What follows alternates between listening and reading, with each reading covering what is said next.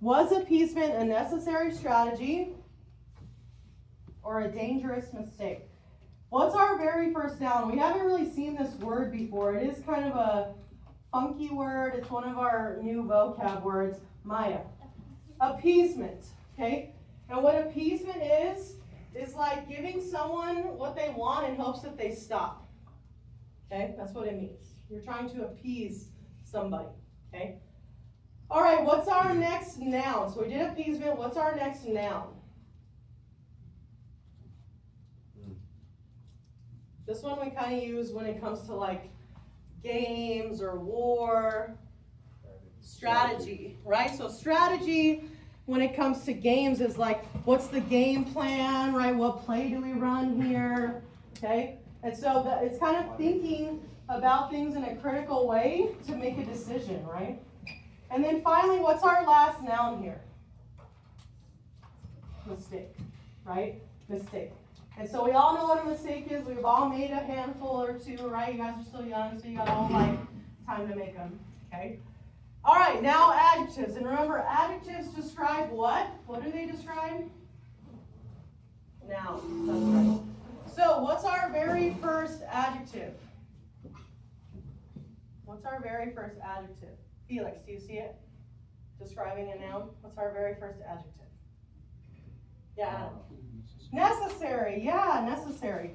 And so now, what does something mean for it to be necessary? What does that mean? When I say something is necessary, what does that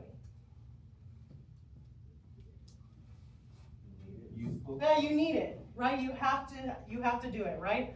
Like I just did my taxes this weekend. That is necessary, right? If I don't do my taxes, I go to jail. Okay? And so that is necessary, right? You have to do it. Okay? Yeah, okay, exactly. Ethan, do you see our last adjective here? Describing maybe our last noun. So our essential question was, was appeasement a necessary strategy or a dangerous mistake? Do you see our last adjective? So we did necessary. What's our last one? Dangerous. Ethan, what does dangerous mean? Not safe, right? Something bad's going to happen, okay? So your first activity, you guys have done it before. You're in partner, so think right, pair, share. So analyze the quote below in the space provided. Following the sentence stem, I noticed you guys were kind of struggling formulating some of your thoughts with evidence. So I provided you with a little sentence stem to help you that we're going to practice with today, okay? Share if you agree with the quote, whether you agree or disagree with the quote, and add an example to prove your answer. So I put a quote here. If a bully is threatening someone, is it better to give them what they want or stand up to them even if it leads to a fight? You guys go to American high school. You see fights every day, right? Maybe not every day, okay? But I want you to use this sentence stem in the my response box to help you kind of formulate your answer. You guys are really good at sharing with me your opinion. We just kind of want to make it sound more academic, okay? So you can see here, I agree or disagree with this quote because blank. Okay, that would be your reasoning. And here is my evidence to justify my opinion. What does justify mean again? Yeah, to back up. Good, I love that. Okay, so use your sentence stem to write that in the box. You can also just fill in the sentence stem if you feel like you can fit everything in there. I'm going to give you guys a minute and a half on your own, and then you're with Maya, who's your partner. Okay? I'm going to give you a minute and a half on your own, and then we'll share with our partner, okay? So a minute and a half on your own. So if a bully is threatening someone, it is better to give them what they want or stand up to them, even if it leads to a fight. So you would agree or disagree, okay? And fill in your answer, okay? All right, a minute and a half on the clock by yourself. Ready, set, go. Just on your own. I don't have any of those. I only have sticky notes. So do I just Go to the office and tell them that. And that Miss T doesn't have any. okay. Yeah. So a minute and a half on your own.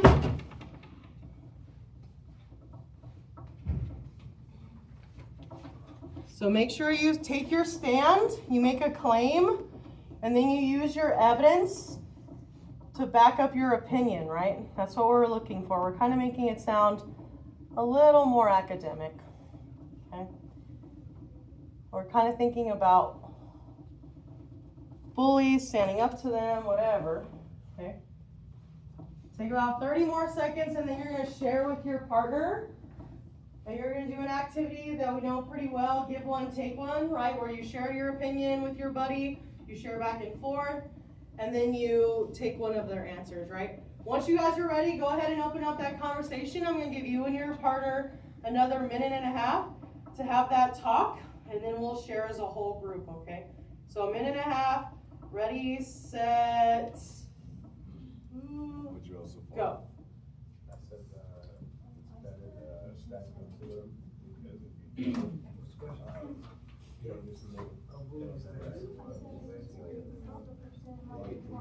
Yes, I agree with that statement. So make sure both of you share. To stand up to the front and to stand up to them to teach them a lesson. And then make sure you give one and take one, right? You share with your buddy, give them some of your insight to the prompt, and then get some insight from them, okay?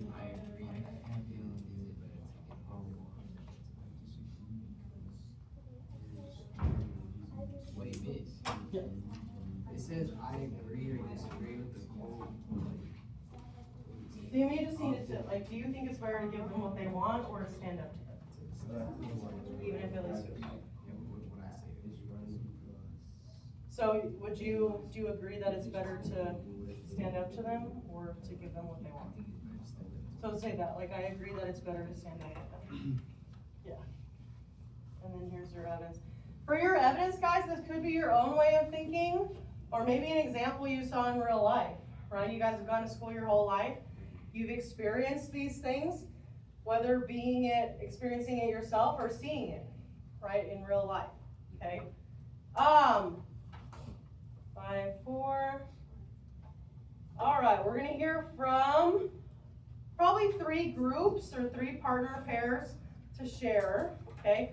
So if a bully is threatening someone, is it better to give them what they want in hopes that they stop, or to stand up even if it might lead to a fight? I'd love to hear from 3 partner pairs, and we'll kind of talk about it. 3 partner pairs, 3 people.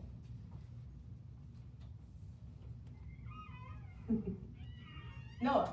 Okay, so I say that it's better to stand up to them, because if you don't stand up to them, they're gonna go after you more and more. Yeah, right? Whether if you've seen that in real life or kind of in a movie too, we've seen those in movies, right? That you have this guy, he's being picked on, and then finally he stands up, punches the dude in the nose, and then it kind of settles out from there, right? Real life bullying sometimes is a lot harder than that, right? It's a lot more real, it's a lot more drastic. All right, 2 more people. Okay, Raylan.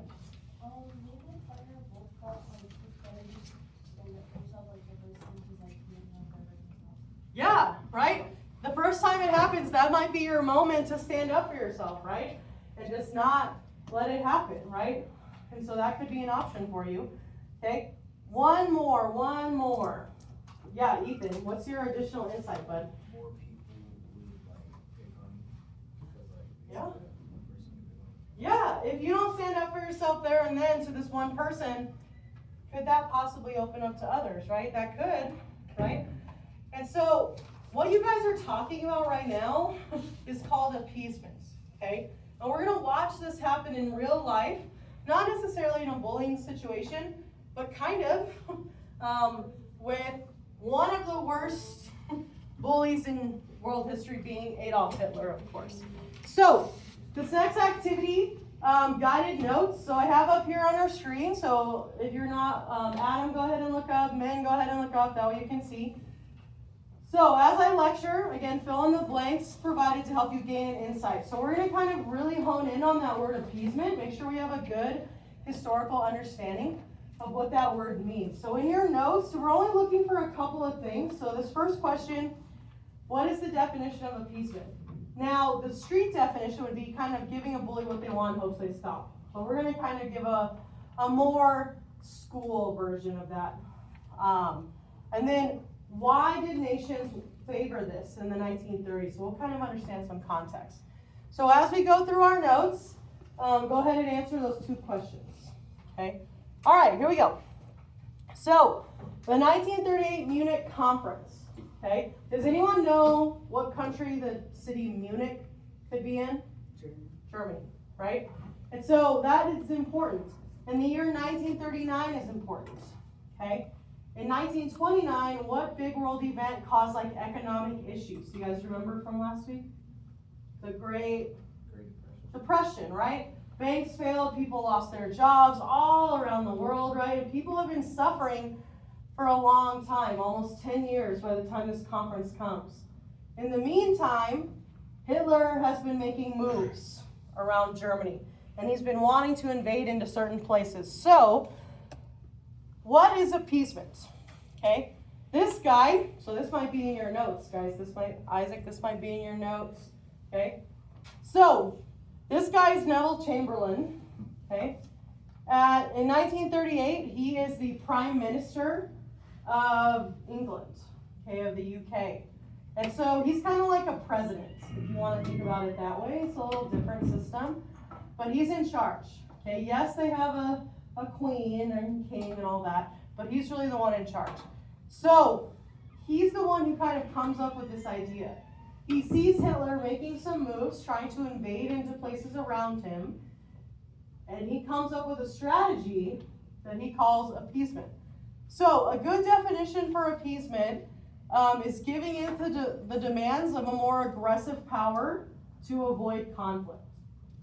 Giving in to the demands of a more aggressive power to avoid conflict. So that might be your first note on here, guys, if you notice that.